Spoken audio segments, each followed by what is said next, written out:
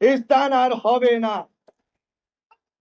আমরা শেখ মুজিব শেখ হাসিনার শাসন আর বাংলাদেশে চাই না।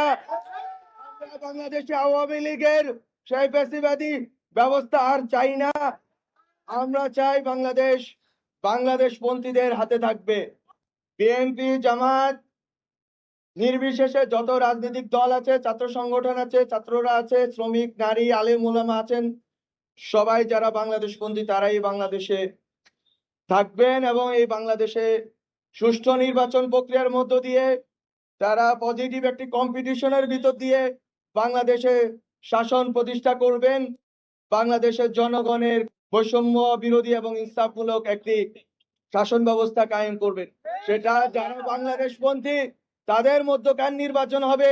বাংলাদেশ বিরোধী আওয়ামী লীগ ফ্যাসিবাদীদের কোনোভাবেই নির্বাচনে অংশগ্রহণ করতে দেওয়া হবে